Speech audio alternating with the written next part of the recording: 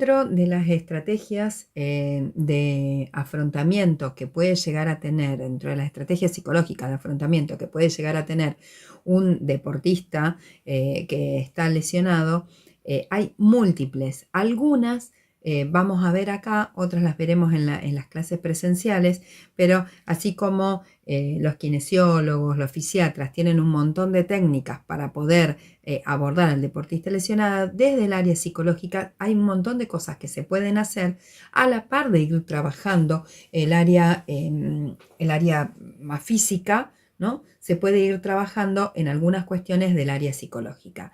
Esto lo pueden manejar, algunas de las estrategias que vamos a utilizar acá son para que las puedan utilizar los kinesiólogos, los fisiatras, en función de este proceso de rehabilitación de la lesión deportiva. Dentro de estas estrategias se encuentra toda la parte de entrenamiento mental. Entonces, cuando hablamos de entrenamiento, hablamos de cierta sistematización. Entonces, lo que vamos a plantear acá es ejercicios que pueden hacer el deportista mientras inclusive está trabajando la parte de rehabilitación física, a lo mejor mientras está en el magneto o mientras están haciendo ultrasonido. En algunos casos va a poder trabajar algunas de estas técnicas, en otros dependiendo de los ejercicios que les dé el kinesiólogo o el fisiatra, no. Pero toda la parte de entrenamiento mental hay una parte que se puede ir haciendo a la par. Por eso es importante que los kinesiólogos, los fisiatras conozcan este tipo, o los profesores de educación física que vayan a trabajar en rehabilitación, conozcan algunas de estas técnicas. Las técnicas somáticas son técnicas que se pueden utilizar asociadas a mensajes, a sentimientos, a sugerencias o a visualizaciones. Son sugestivas porque lo que hacen es justamente involucrar al sujeto en una situación que puede ser simplemente sostenida con la imaginación. Y entonces vamos a sugestionar, ¿no?, al sujeto justamente en esa situación. ¿Por qué nos sirve? Porque se retiran los factores negativos. Nosotros lo que vamos a hacer es justamente trabajar con el deportista en determinadas técnicas con un autorrelato o con un relato externo que lo lleve a visualizarse, a pensarse, a concentrarse en la respiración y se retire su mirada de los factores negativos, introyectando en estos relatos factores altamente positivos y sensaciones placenteras. Entonces, en estos relatos, nosotros lo que podemos hacer es ir relatándole una situación que pueda ser sumamente agradable para ese deportista, donde a lo mejor se encuentre en un lugar agradable, en un lugar que sea totalmente confortable para él, que puede ser al aire libre, lo podemos llevar a la naturaleza, lo podemos llevar a lo mejor al mar y al movimiento del agua, que el movimiento del agua tranquila, es algo que calma bastante todas el estado emocional que puede llegar a tener, inclusive que calma bastante todas las frecuencias de onda en el cerebro, hace que se produzcan sensaciones bien placenteras que tienen que ver con la imaginación. Ya veremos un poquito más adelante, cuando hablemos de visualización específicamente, cómo opera esta cuestión de las técnicas somático-sugestivas, más que nada con el relato. Obviamente que es conveniente, y más en unas primeras oportunidades, utilizarlo en un lugar confortable, con un clima adecuado, con música.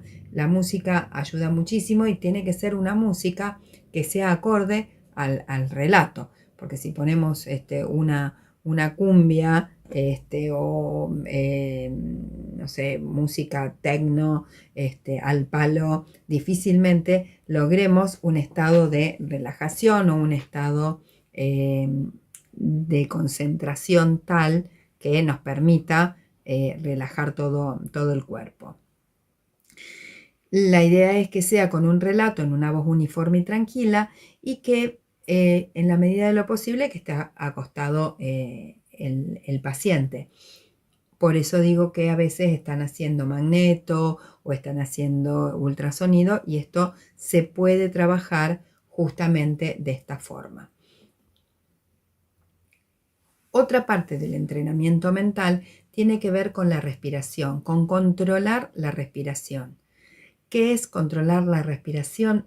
Realizar la respiración de una forma rítmica y utilizar una técnica de relajación de respiración rítmica, o sea, llevar el ritmo de la respiración que nosotros le querramos dar a esa respiración, ¿no? Y entonces lo que vamos a hacer es a lo mejor siguiendo los bordes de la mano, ¿no? Ayudándonos con la otra mano y vamos siguiendo y mientras trasladamos nuestra mano izquierda vamos elevando en el pulgar derecho y vamos inhalando mientras vamos elevando la mano izquierda sobre el pulgar derecho. Cuando llegamos arriba en el pulgar derecho, contenemos la respiración un ratito para después exhalar mientras vamos bajando por el pulgar derecho. Y vamos bajando y exhalando mientras vamos bajando muy despacio por el pulgar derecho. Y después lo vamos a hacer sobre el índice y vamos subiendo el índice mientras vamos inhalando. Aguantamos la respiración cuando llegamos al borde del índice y bajamos muy despacio y aguantamos la respiración cuando lleguemos a la unión de los dedos. Y así vamos haciendo el traslado por toda la mano. Esto lo podemos hacer guiándonos con la mano izquierda sobre la mano derecha o simplemente mirando la mano para poder ayudarnos en esta respiración rítmica. Inhalar, esperar y exhalar. Y esto nos va a llevar a una respiración de un ritmo determinado y a la concentración sobre ese ritmo. La mano es un elemento que nosotros tenemos siempre, que lo podemos, entonces es un ejercicio de relajación que podemos hacer en cualquier momento y en cualquier lugar. Como hablábamos recién de respiración rítmica, Francis Lefebvre nos habla de justamente acá, de una inspiración siguiendo la frecuencia cardíaca, una inspiración en 4 pulsaciones, apnea con los pulmones llenos y la panza llena de aire en una pulsación, la expiración también en 4 pulsaciones y la apnea con los pulmones y la panza vacía de aire en una frecuencia cardíaca, en una pulsación. En realidad lo podemos hacer con las pulsaciones. Si nos cuesta mucho seguir el ritmo de las pulsaciones o sostener en la mano el ritmo de las pulsaciones, lo que vamos a hacer es simplemente contar. Inhalando 1, 2, 3, 4. Espero 1, 1, 2, 3, 4 en exhalación, espero 1 para volver a comenzar. Esta respiración rítmica es de muy fácil adaptación, están habituados, es un ritmo de respiración que es el habitual, entre 3 y 4 frecuencias cardíacas por respiración, entonces no tiene mayor complicación. Sí puede pasar que a veces al concentrarnos en la respiración nos mareamos un poco porque no alcanza a equilibrarse el pH sanguíneo y entonces nos puede marear un poquito, ¿no? La oxigenación en el cerebro también y entonces como nos puede marear un poco. Rápidamente se va esa incomodidad cuando retomamos la respiración habitual.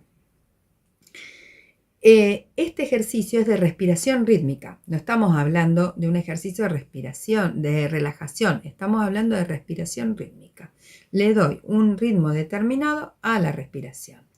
Ahora, si lo que nosotros queremos es relajar, la relación es 1-2. ¿Qué es esto? Si inhalo en 4 pulsaciones, voy a exhalar en 8 pulsaciones, ¿no? Y esto me va a ayudar a la relajación. Inhalo contando 1, 2, 3, 4. Dejo la panza y los pulmones llenos de aire 1 y después voy a exhalar en 8. 1, 2, 3, 4, 5, 6, 7, 8. Nuevamente una apnea de 1 con los pulmones y la panza vacía de aire y vuelvo con el mismo ejercicio. ¿Por qué hablamos de la panza llena o vacía de aire? La respiración, en la medida de lo posible que sea diafragmática, esto es, llevar todo el aire a la panza, nos va a ayudar a relajar más todavía, inclusive toda la zona media. Entonces es importante porque aparte se contrae y se relaja el diafragma y eso ayuda a la relajación. Al revés, si lo que nosotros queremos activar, porque a lo mejor necesitamos un determinado ejercicio donde necesitemos activar, hacemos una relación inversa. La relación es 2 a 1, ¿no? Entonces, voy a inhalar en 4, voy a mantener en apnea de 1 y voy a exhalar en 2. Entonces hago 1, 2, 3, 4, apnea 1, 1, 2. ¿No? La exhalación es 1, 2, bien rápida. Eso produce una activación de la frecuencia cardíaca, que hace que se empiece a activar rápidamente todo nuestro organismo. Hacer 3 minutos de relajación e inmediatamente 3 minutos de la respiración de activación nos produce un contraste que puede ayudar a hacer un efecto estimulante, ¿no? para el deportista. Esto lo podemos entrenar mientras estamos haciendo cualquier ejercicio de rehabilitación o lo podemos dejar para entrenar por fuera de los ejercicios de rehabilitación y se los enseñamos al paciente para que lo pueda probar en la casa. Lo puede hacer y esto de probarlo en la casa también es darle ejercicios para que él pueda tener en la vuelta al campo. Porque esto va a ser importante también que él pueda relajarse o activarse de acuerdo como necesite en los primeros partidos. Y de paso está aprendiendo una técnica que la puede utilizar después como manejo emocional en los partidos o en las competencias, ¿no? Otra técnica somática que se utiliza para la relajación también es la técnica de Schulz. ¿Qué es la técnica de Schulz? Es pensar, y esto uno lo puede ayudar con una música tranquila y relajante para el sujeto, es pensar yo estoy totalmente tranquilo. Y así ir poniéndole determinados objetivos a cada parte del entrenamiento.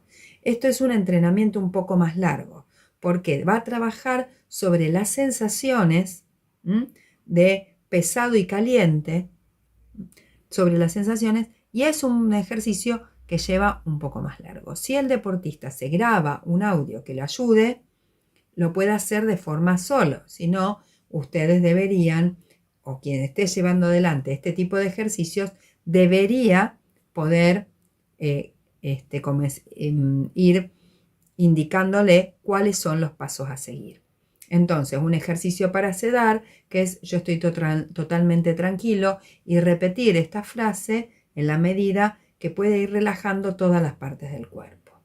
Y después es mi brazo derecho está muy pesado, mi brazo izquierdo está muy pesado, mi pierna derecha está muy pesada, mi pierna izquierda está muy pesada, mi cuerpo se encuentra pesado. Cuando el cuerpo está totalmente relajado, tiene como esta sensación de pesadez en todo el cuerpo. Lo mismo para crear la sensación de calor y en la misma secuencia. Después, un ejercicio para el abdomen, mi pecho emana calor, la respiración está totalmente tranquila y respiro ligeramente, mi corazón trabaja tranquilo, rítmicamente y seguro, los músculos de la cara y la frente están totalmente relajados. Y así fueron siguiendo todo el cuerpo, siempre con un relato que los vaya guiando, sea grabado por el mismo deportista o sea inducido por la persona que esté llevando adelante esta técnica de relajación. Y la última técnica de relajación que vamos a ver hoy es justamente esta técnica que se llama relajación progresiva de Jacobson, que es una de las técnicas más utilizadas en el ámbito deportivo. ¿Por qué? Porque trabaja la cuestión de tensión y relajación muscular, que el deportista por sí tiene bastante tomado ese tipo de sensación. Entonces, los efectos principales que produce esta técnica son un aumento de la percepción de los diferentes niveles de tensión, porque justamente lo que hace es ir bajando los niveles de tensión del 100% al 5% en una cuestión de frecuencias, ¿no? y de secuencia, perdón. Entonces, hay un aumento de la percepción de los diferentes niveles de tensión. También lleva a una reducción de la tensión psicofísica, a una economía de energía porque va reduciendo la utilización de la energía para la contracción muscular y hay un aumento del rendimiento del área motora, pero tiene que ver con la percepción de los diferentes niveles de tensión. Exige bastante tiempo para su aprendizaje y esto es una de las contras, pero con los deportistas, como tienen esto de las sensaciones bastante tomados, es un poco más posible de llevar adelante y que uno también lo puede hacer como método de rehabilitación en esta cuestión de tensar y relajar el cuerpo. Y entonces podemos empezar trabajando para que el sujeto lo pruebe, a lo mejor con la tensión al 100% del brazo derecho y aflojar y relajarlo también al 100%. Y después tensionar al 80%, relajar, tensionar al 50%, relajar, tensionar al 30%, relajar, tensionar al 10% y relajar. Y así sucesivamente con todas las partes del cuerpo hasta poder llegar inclusive a hacerlo con todo el cuerpo. Este método de relajación progresiva a veces para empezar los ejercicios de rehabilitación, que el sujeto vaya tomando esta sensación de contracción y relajación muscular, es altamente interesante para poder trabajarlo principalmente en los procesos de rehabilitación. Más que nada cuando nosotros necesitamos a lo mejor empezar a trabajar con alguna movilidad de alguna articulación, poder trabajar con tensión y relajación muscular puede ser altamente provechoso.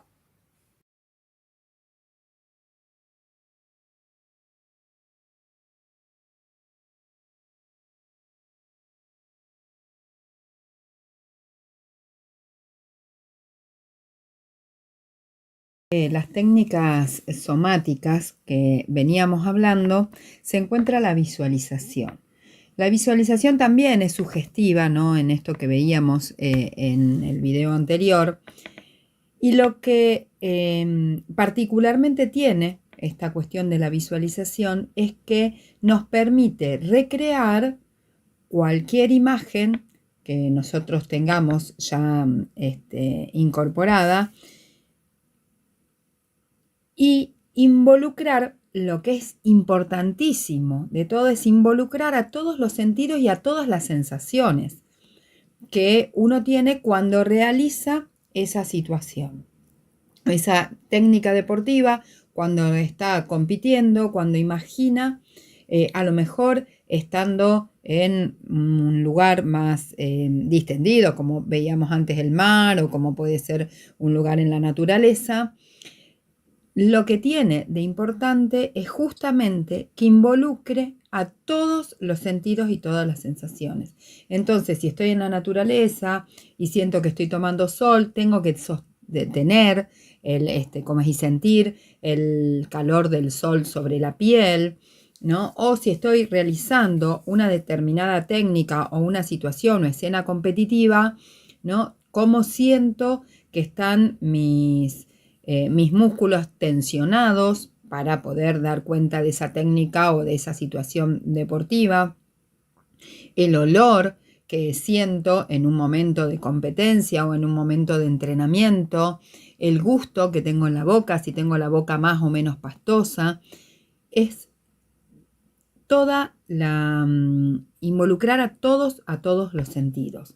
Y esto es lo importante de la visualización, que yo pueda imaginar esa técnica, pero priorizando todas las sensaciones, las que me dan los 5 sentidos, pero aparte de esa, todas las sensaciones que tienen que ver con las sinestésicas y las kinestésicas, ¿no? Que tienen que ver con todo el movimiento. Entonces, la sensación del equilibrio, todas, cómo estoy pisando, cómo es en el piso, cuál es la presión que ejerzo con la planta del pie sobre el piso. Y obviamente también todas las emociones y los pensamientos que aparecen en esa escena competitiva o en esa técnica deportiva. Recreamos todas las emociones y todos los pensamientos. Eso también, recrear todas esas emociones y todos esos pensamientos, me ayudan a poder controlarlos cuando se van o porque están en menos o porque están en más, me ayudan a poder modularlos. ¿De qué nos sirve poder tener esta imagen en mi cabeza, e imaginar y visualizar esta situación?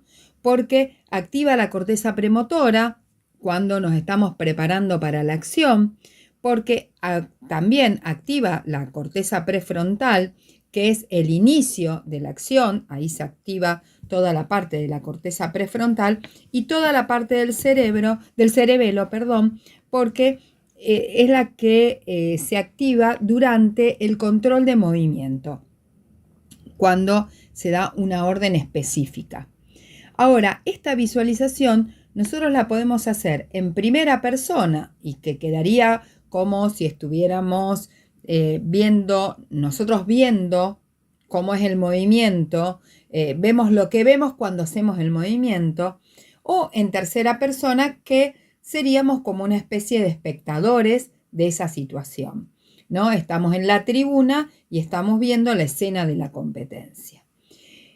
En el caso de la rehabilitación, y para qué utilizar la visualización, a veces tiene que ver con imaginarse moviendo un miembro que está inmovilizado. Eso me va a llevar a activar, si estamos bien entrenados en la visualización. Pensemos que todo esto es entrenamiento mental, no nos olvidemos que es entrenamiento mental, y el entrenamiento, decíamos, que tiene que ver con una cuestión de repetición, ¿no? De una acción, entonces, y de sistematización de esa repetición. Lo tengo que hacer tantos días, tanto tiempo, tanta hora, para poder automatizarlo. Todo esto, todas estas técnicas que venimos viendo, las técnicas de sugestiva, las técnicas de relajación, ya sean la de Jung, la de Jacobson, la de respiración rítmica, y todo esto de visualización, entran dentro del concepto de entrenamiento. Para que esto suceda, y por ejemplo, para activar todas las inervaciones neuromusculares que se activan con el movimiento, sin que haya movimiento, sin que se mueva el músculo, pero que estamos imaginándolo, tiene que estar muy entrenado. Y entonces, en la rehabilitación de la lesión, si yo quiero un miembro que está inmovilizado, me imagino moviéndolo, me imagino a lo mejor flexionando un codo que ha sido intervenido quirúrgicamente o que viene de una luxación, ¿no? Y que está inmovilizado, me imagino moviéndolo.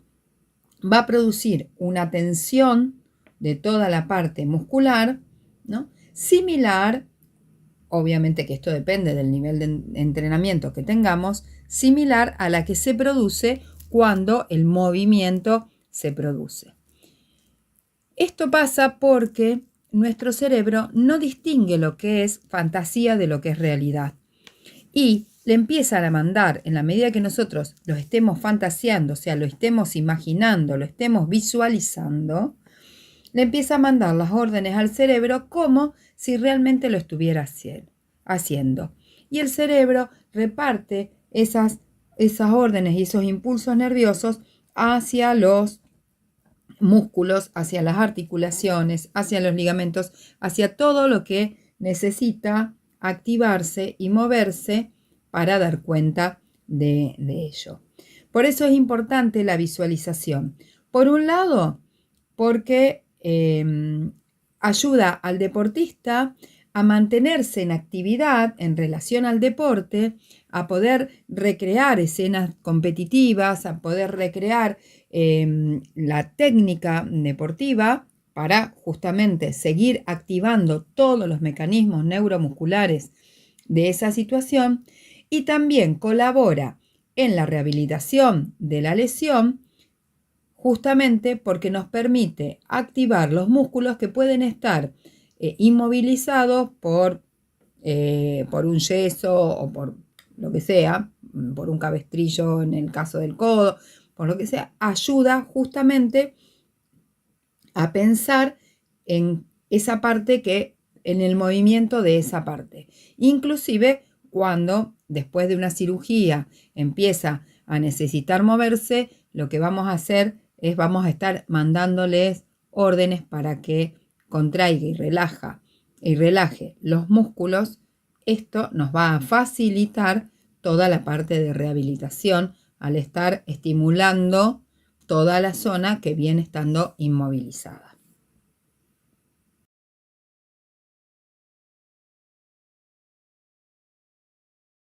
A seguir viendo algunas estrategias más. Estos tienen que ver ya con estrategias más metodológicas a la hora de iniciar toda la rehabilitación. Por ejemplo, que el deportista, junto con el kinesiólogo, el fisiatra o con quien esté llevando adelante su rehabilitación, pueda llevar una planilla de logros y una planilla y un registro, una especie de bitácora de logros y de indicadores de rendimiento, teniendo en cuenta primero cuál es el objetivo final, ¿no? A lo mejor el objetivo final es recuperar la movilidad de una pierna, pero en estos momentos esa rodilla está en 0 grado de flexión porque no la puede flexionar porque ha tenido una cirugía, por ejemplo. Y entonces los objetivos parciales, como es que nosotros vamos a ir poniendo junto con el deportista y el kinesiólogo, el fisiatra, van a tener una fecha, el ejercicio que hace, la medición a veces del ángulo de flexión, y esto viene en relación a los subjetivos. El esfuerzo empleado, a lo mejor le podemos poner en una escala del 1 al 10 o una valoración subjetiva, cuál cree el deportista que fue el esfuerzo que empleó para. El nivel de dolor, que también lo podemos poner en una escala del 1 al 10, le podemos poner o adjetivos o letras, como querramos, y las observaciones en relación a ese ejercicio. Todas estas cuestiones las vamos a ir registrando. ¿De qué nos sirve esto? De que el deportista en determinado momento, cuando sienta que no va avanzando, puede ir viendo que a lo mejor hace 2 semanas estaba en un grado de flexión 0 y hoy a lo mejor está en un grado de flexión de 10, pero no es mucho, pero sabe que va avanzando. Y esto es sumamente importante. Y también que vaya bajando el nivel de esfuerzo que él siente que va empleando justamente por eso, o que va cediendo el nivel del dolor. Entonces, que tengamos en cuenta eso es importantísimo, y que haya registro de eso también es importante a la hora de poder acompañar el proceso de rehabilitación de este deportista. Después está la matriz atencional del dolor, que tiene que ver justamente para trabajar las diferentes dimensiones atencionales, las diferentes dimensiones de concentración y de atención que el deportista pueda tener hacia las cuestiones del dolor. Y entonces nosotros vamos a trabajar con una distracción del dolor, atención al dolor o distracción, y atención o distracción de la actividad de rehabilitación. dependiendo del tipo de ejercicio que haga y del nivel del dolor, ¿no? Entonces, dentro de estas cuestiones es dirigir la atención a la actividad que tenga que hacer y también hacia el dolor, hacia las dos cosas, hacia la actividad de rehabilitación que tenga que hacer, el ejercicio, y hacia el dolor. La atención a la actividad, pero no al dolor, entonces le voy a poner un objetivo al deportista que preste atención en cómo trabaja el cuádriceps en la flexión de rodilla, por ejemplo, y para tratar de sacarlo y de disociarlo con el dolor. También le podemos decir, vamos a prestar atención al dolor que vas sintiendo y vamos a ver hasta dónde podés flexionar la rodilla con dolor, pero no a la actividad que está haciendo, sino simplemente al dolor. Y el que él vaya diciendo que ahora siente un dolor de 1, de 2, de 3, de 4, y le hacemos mucha atención al dolor.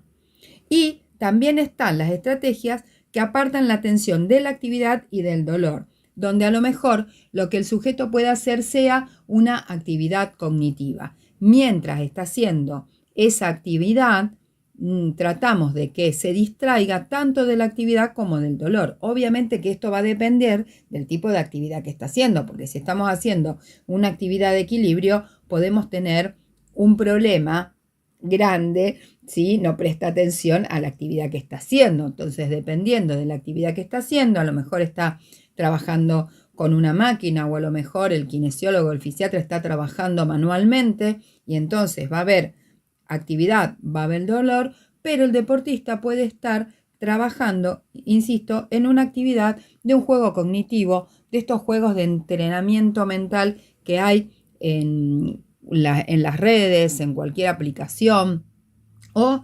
simplemente a lo mejor trabajando algunas cuestiones de memoria o de concentración, de juegos de concentración que puede haber y que hay un montón, no solamente de las aplicaciones, sino también físicos, manuales, o también puede estar leyendo, o puede estar cantando, o puede estar distrayéndose con cualquier otra actividad que los aparten de la atención del dolor.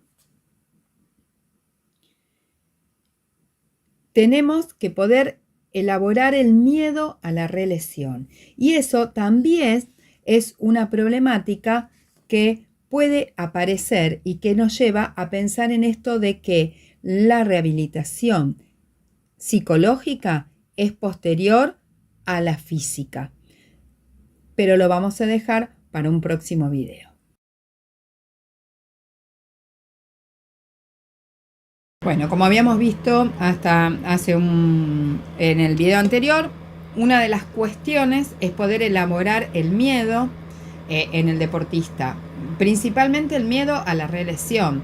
Muchas veces el miedo que aparece también aparece a no quedar bien, a no poder sostener el rendimiento que se venía sosteniendo, aparece el miedo al dolor, ¿no? Más que nada cuando se inician los trabajos de rehabilitación, entonces hay mucho miedo al dolor.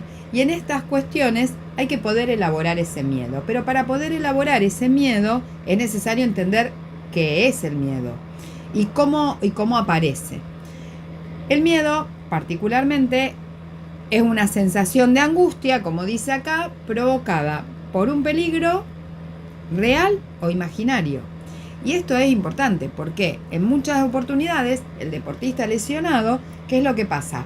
Piensa o imagina que le va a doler, imagina que se va a volver a lesionar, imagina, ¿no? que no va a quedar bien. Entonces, pero muchas veces esto pasa. Muchas veces es real que a lo mejor no va a quedar como antes. La rehabilitación no va a ser de un 100% por el tipo de lesión que tenga. Entonces, eso provoca muchísima angustia. Bueno, acá dice que también que el miedo viene del latín metus, que es temor, justamente, ¿no? Y como decíamos antes, es una emoción básica, es una emoción primaria, que es desagradable. Y volvemos a esto de que las emociones no son negativas ni positivas, sino que son reactivas, que aparecen, que es lógico, y que si se mantienen en el tiempo hacen un estado de ánimo que tenga que ver con esto del miedo, con esto del temor. No es negativo, es desagradable, sí es desagradable, pero tiene una función ese miedo, ¿no? Y la función principal que tiene es esa supervivencia, porque a nadie le gusta vivir con dolor, porque yo qué tengo que hacer para poder estar mejor, pero entiendo que me puede pasar algo que quede con una incapacidad transitoria, con un porcentaje de capacidad transitoria. Entonces, todas estas cosas que pueden ser fantaseadas, pero que aparecen y que aparecen en esta cuestión del miedo como la supervivencia. ¿Por qué? Porque hay una amenaza a nuestra vida, en algunos casos y de acuerdo a la gravedad de la lesión, sí hay una amenaza a nuestra vida. Porque hay una amenaza a nuestra autoestima. Hablábamos de esta cuestión de la percepción, de la imagen y del dejar de ser, ¿no?, deportista. Porque hay una amenaza a nuestra seguridad. ¿Volveré a ser el de antes? ¿No? Y a nuestro autoconcepto. Pero si yo soy deportista y de repente dejo de serlo porque no puedo entrenar, o al menos dejo de serlo al 100%, porque no puedo entrenar, porque no puedo participar como participaba antes de esta actividad que me arreglaba la vida. Entonces, en todas estas cuestiones es lógico y esperable que aparezca algo de miedo. Pero lo tenemos que entender. El asunto es cuál es el monto del miedo que aparece. Y entonces, en esa planilla que veíamos que era algo que podíamos utilizar, a lo mejor también le podemos poner una columna de miedo, ¿no? ¿Qué nivel de miedo o de temor tiene ese deportista en relación a esta lesión?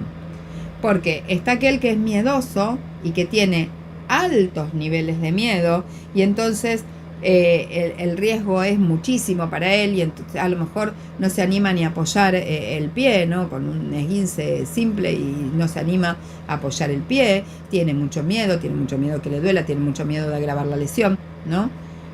Y se da cuenta como que no tiene recursos o cree que no tiene recursos, ¿no? A diferencia de aquel que tiene miedo, que es este miedo que es, digamos así, normal, esperable y funcional, porque justamente nos está previniendo en esta cuestión de la supervivencia, nos está diciendo que hay una amenaza y que tenemos que tener cuidado porque hay una amenaza, pero es un nivel medio, que se pueden ir neutralizando y como es regulando. Hay un riesgo, es cierto, hay un riesgo en todas las tareas de rehabilitación, pero es totalmente asumible. Puedo apoyar el pie, puedo doblarlo, pueden manejar mi articulación lesionada, por más que me dé miedo, pero sé que lo puedo afrontar. Y por otro lado, sé que tengo herramientas para afrontarlo. Y entonces ahí volvemos a las herramientas que habíamos hablado en los videos anteriores, que el deportista las puede poner en funcionamiento, de relajación, de visualización, de control de pensamiento, de control de imagen, en esta cuestión de la visualización también, ¿no? Y poder ir procesando desde el razonamiento estas cuestiones del miedo. A diferencia también del otro extremo, que es aquel que no siente miedo.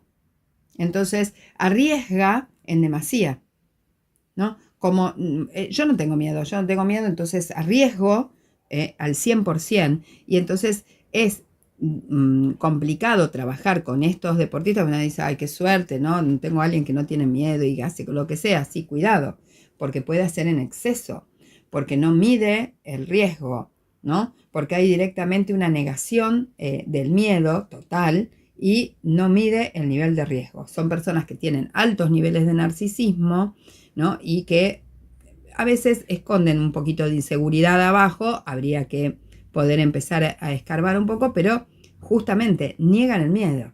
No, yo no tengo miedo, pero elevan los niveles de riesgo. Al elevar el nivel de riesgo, lo que pasa es que pueden asumir tareas que no deberían hacer por el tiempo de rehabilitación que llevan. No pueden estar corriendo cuando todavía no pisan, pero se pueden largar a probar y complican la rehabilitación.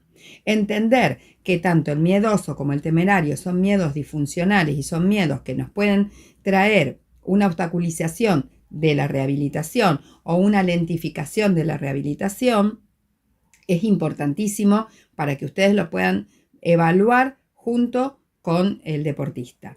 ¿Cómo podemos trabajar este miedo? Más allá de estas técnicas de afrontamiento, de relajación, de visualización, esto de los factores de distracción del dolor y la actividad, también explicando cómo es el proceso de rehabilitación en el paso a paso, explicando qué es lo que va a pasar, explicando cuándo puede llegar a sentir dolor y manejando estas cuestiones del nivel de esfuerzo y del nivel del dolor que va sintiendo, ayudan a poder elaborar un poco el miedo. Al menos es una tarea que ustedes como kinesiólogos, fisiatras, profes de educación física que trabajan en la rehabilitación, lo pueden tener en cuenta.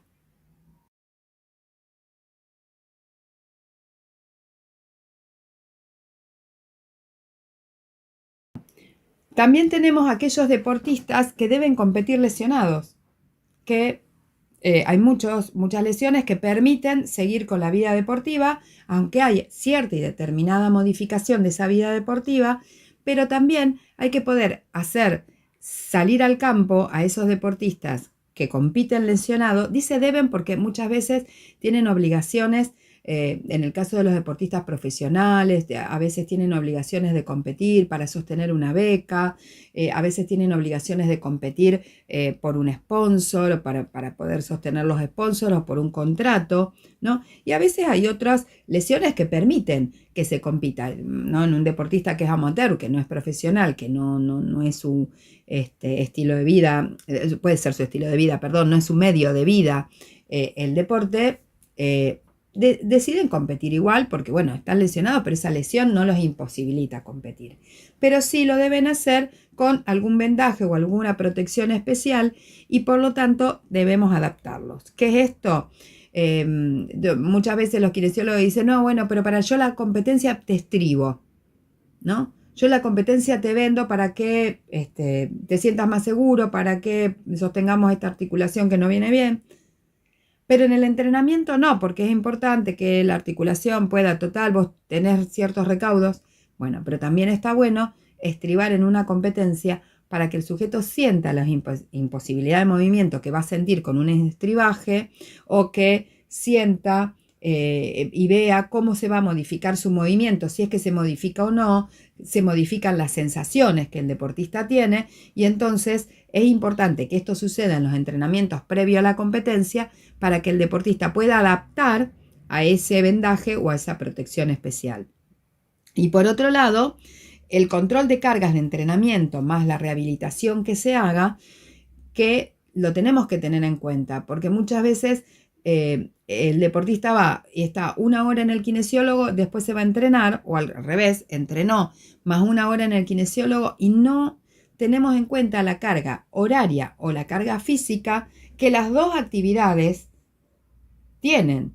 Y entonces a lo mejor estamos sobrecargando a ese deportista o con las horas dedicadas al deporte o con las cargas, porque no planificamos coherentemente las cargas de entrenamiento que el deportista sigue haciendo porque puede seguir estando lesionado entrenando y las cargas de rehabilitación. Entonces eso es importante que todos los profesionales intervinientes, como veníamos diciendo en las clases de los videos anteriores, tengan una intercomunicación entre sí y saber qué es lo que se entrenó o qué es lo que se hizo en rehabilitación para no superponer trabajos que sean contraproducentes para este deportista que puede seguir haciendo actividad, pero que la hace con ciertas y determinadas limitaciones debido a la lesión que tiene. Y también, además de la adaptación al vendaje y el control de las cargas, más el control de carga de rehabilitación, está la anticipación de los usos que los contrarios pueden hacer de la lesión. Esto es más que nada para los entrenadores, sin embargo, los preparadores físicos también lo pueden hacer y los kinesiólogos y los fisiatras también. Es decir, che, si vos te mostrás lesionado sobre esta pierna, te van a tirar todas las pelotas sobre esta pierna, sobre este lado.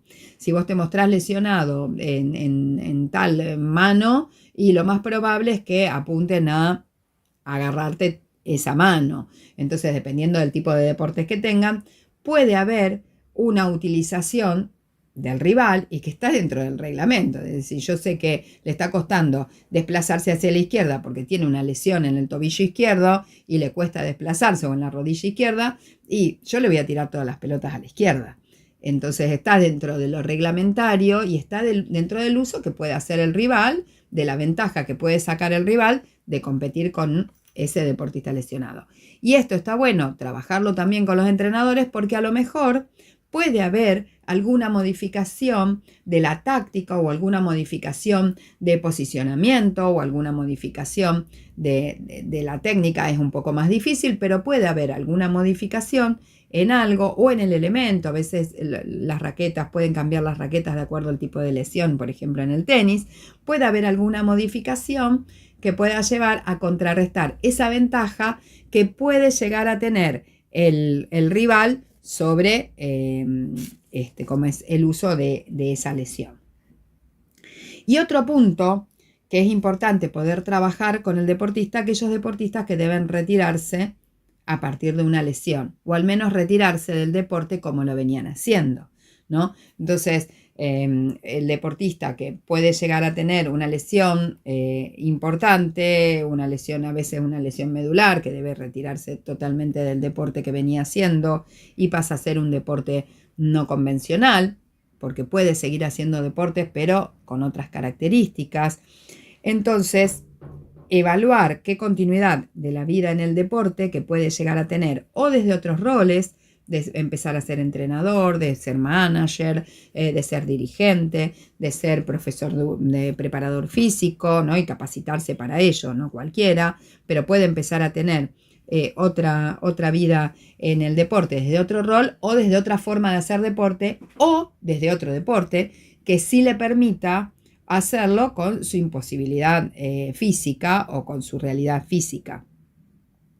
El armar proyectos del día después del retiro es importante hacerlo desde el momento que para los psicólogos empezamos a trabajar con los deportistas, tengan lesión o no tengan lesión, porque no sabemos cuándo algo de esto puede ocurrir o cuando alguna situación que apure el retiro del deportista pueda pasar, y entonces que el deportista vaya armando su proyecto de vida más allá del deporte es importante. Justamente más allá del deporte en carácter de jugador, es importante porque cuando llega el momento del retiro está con un proyecto de vida, y si no, habrá que empezar a tejerlo en ese momento, ¿no? Obviamente, como dice acá, tratando de apuntar a la calidad, a la mejor calidad de vida que tenga ese deportista en ese momento. Entonces, podrá continuar su vida en el deporte, puede ser en otro deporte, puede ser en otro rol, ¿no? O puede ser, se me ocurre pensar, por ejemplo, un jugador que tiene alguna lesión seria en el hombro, un jugador de vóley que tiene alguna lesión seria en el hombro y que no puede seguir atacando o no puede seguir siendo atacante, pero puede pasar a ser líbero. Y entonces tiene otro rol dentro del campo de juego, ¿no? Son lesiones que impiden que puedan seguir su vida deportiva como la vienen teniendo, pero que la pueden tener desde otro rol. Y adentro del campo de juego o afuera del campo de juego, o desde otro rol también en relación a otro deporte, ¿no? Entonces, el caso de Gabriel Batistuta, que tuvo sus lesiones en los tobillos, que en su momento lo utilizó, utilizó sus tobillos hasta el día que decidió retirarse, se retiró y cambió de deporte, ¿no? Se fue a jugar al polo, donde no había impacto en los tobillos, por ejemplo. Entonces, hay una continuidad en la vida deportiva, no obviamente en el deporte que él venía haciendo, ¿no? Y no al nivel que lo venía haciendo. Entonces, puede haber una continuidad de la vida en el deporte, y esto es importante que también lo trabajemos y lo charlemos con los deportistas. Bien, vamos a dejar nuevamente por un ratito acá.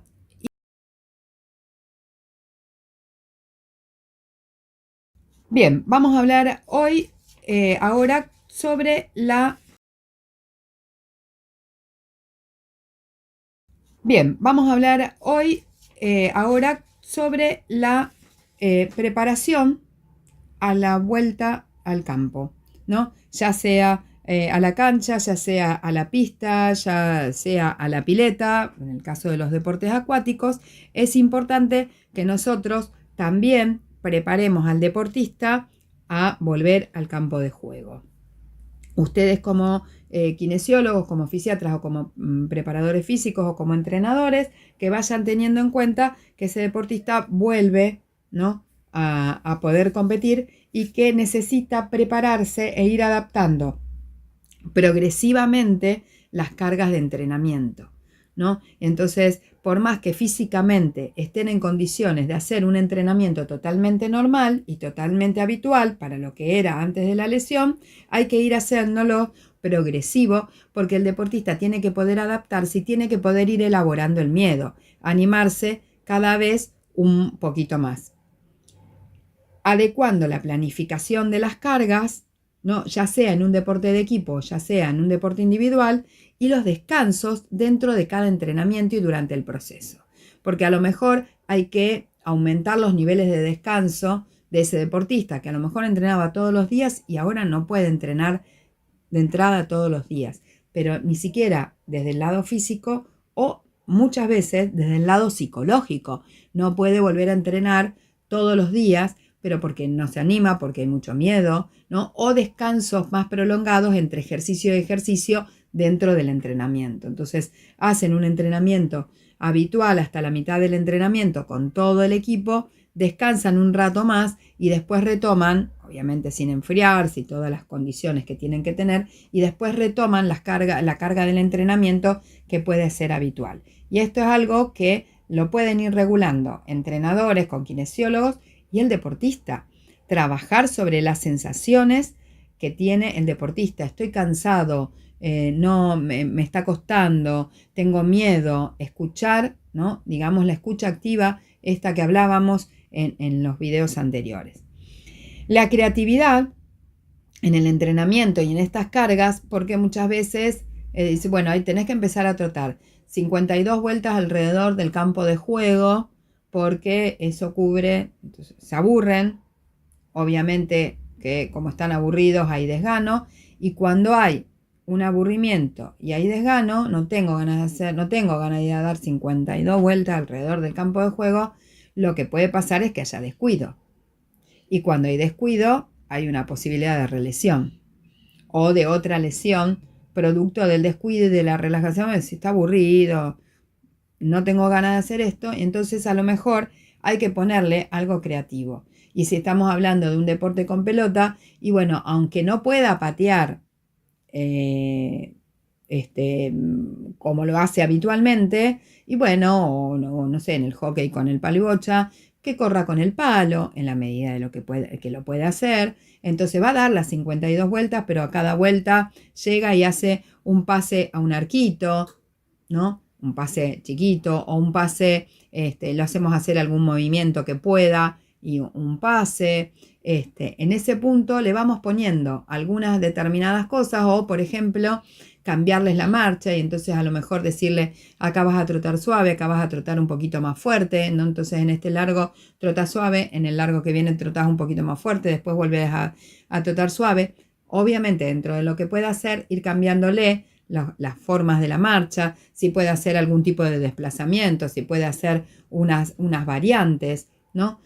Cosa de ir poniéndoles algunas cuestiones que tengan que ver con la creatividad, que los mantengan concentrados en el trabajo sistemático, tedioso y aburrido que tiene que hacer dentro del entrenamiento, más que nada para esta cuestión del descuido, ¿no? Entonces es importante que el deportista entienda esto, que tiene que estar concentrado en el trabajo, y nosotros lo podemos ayudar de esta forma.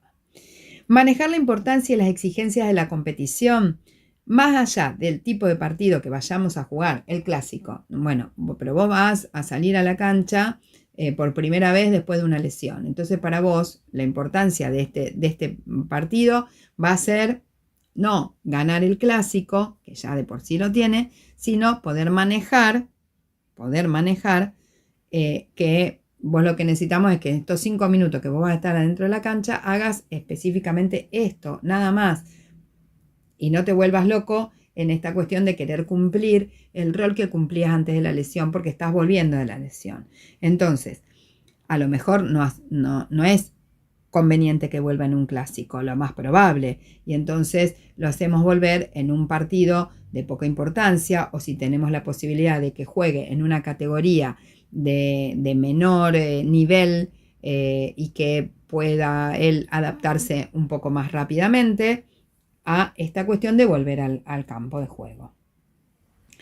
La evaluación objetiva de rendimiento, primero la evaluación subjetiva, cómo te sentiste, cómo crees que rendiste, y después la evaluación objetiva de rendimiento. Veamos el video, analicemos los números si hay estadística, veamos la realidad de qué fue lo que te fue pasando en relación al periodo de rehabilitación o al periodo de rehabilitación psicológica que estás en la vuelta al campo. Ejercicios de inoculación de estrés, ponerle presión al trabajo que está haciendo. Bueno, hoy vas a empezar a patear y mañana, ya que ayer empezaste a patear, mañana vamos a tener que hacer 5 patadas buenas. Empezamos de a poquito, inocular el estrés que puedes llegar a sentir en la competencia tranquilamente y que se tiene que readaptar a esto para volver a tomar estos ritmos competitivos que tenía previos a la lesión. Entonces hacemos trabajos bajo presión dentro del entrenamiento, porque dentro del entrenamiento lo podemos controlar más fácilmente, porque aparte hacemos un trabajo que nosotros podemos controlar y no con el rendimiento del rival que no lo podemos controlar, y entonces vamos inoculando el estrés con este tipo de ejercicios como para que él vaya adaptando nuevamente las cargas para volver a la competencia, y a la competencia que va a ser bastante más feroz, digamos así, entre comillas, que lo que yo pueda hacer dentro del entrenamiento. La realización de otras actividades como parte a tener en cuenta para la vuelta al campo. ¿A qué me refiero con esto? Que puede hacer otro tipo de deportes. Muchas veces en las rehabilitaciones nos mandan a hacer natación. Entonces le corremos el centro de atención de lo que es específicamente su campo de juego. Entonces, el lunes entrenó. El martes, en vez de entrenar en la cancha o en vez de entrenar, ¿no?, en la pista, fue a hacer natación. Y el miércoles volvió a entrenar. Y entonces lo que vamos haciendo es correr la atención de la vuelta al campo. Inclusive cuando vuelve al campo, cuando vuelve el día que le toca entrenar en el campo, a lo mejor también puede hacer otro tipo de actividades. Hace un rato del deporte y hace otras actividades, o hace otras actividades, esto del correr, esto de hacer algún ejercicio específico, bien técnico, bien despacio, específico, y después meterse e involucrarse en la carga de entrenamiento del equipo, obviamente dependiendo de lo que él pueda hacer. Y hacer trabajos que lo lleven a él a mantener altos niveles de concentración, que también es lo importante, que el deportista pueda mantener altos niveles de concentración en la rehabilitación. Hay ejercicios que tienen que ver con poder mantener la concentración durante largo periodo de tiempo, y eso lo podemos pensar, lo podemos ver en la especificidad de cada deporte, pero focalizar al deportista en que se concentre en determinada tarea de ese ejercicio, justamente para que los niveles de concentración vayan siendo progresivos y pueda ir adaptando, ¿no?, a la competencia y a las exigencias de la competencia. Bien, como veníamos diciendo a lo largo de todos los videos, la rehabilitación psicológica siempre es posterior a la rehabilitación física. Siempre es posterior, por esta cuestión del miedo, por esta cuestión de que debe adaptarse a las tareas a realizar, por esto que tiene que adaptarse a un vendaje, ¿no?, o alguna cuestión que, ¿no?, un estribo, tiene que poder adaptarse, ¿no? Y principalmente por el miedo a la relesión, el volver al ritmo competitivo, el entender nuevamente las cuestiones de estrés de la competencia. Entonces siempre la rehabilitación psicológica es posterior a la rehabilitación física. Esto es importante que nosotros lo tengamos en cuenta, justamente porque, y en el trabajo interdisciplinario, porque muchas veces el deportista no está en condiciones de volver al campo de juego psicológicamente y como el kinesiólogo, el médico le dieron el alta, ya lo largamos al campo de juego directamente y provocamos una nueva lesión o una recaída de la lesión producto de justamente el temor que pueda llegar a tener el deportista, que hace que también tensione más la zona o tensione más otras zonas tratando de resguardar esa y provocan otro tipo de lesión. Por eso es importante acá el trabajo interdisciplinario, sumamente importante que haya mucha comunicación entre uno y otro deportista. Bien, lo que nos queda para el último video es hablar de casos clínicos de lesiones psicológicas, donde les voy a contar dos experiencias de dos deportistas que tuvieron sus lesiones psicológicas y cómo trabajamos desde las lesiones físicas provocadas por causas psicológicas, cómo se diagnosticaron y cómo lo fuimos trabajando juntos con el equipo interdisciplinario.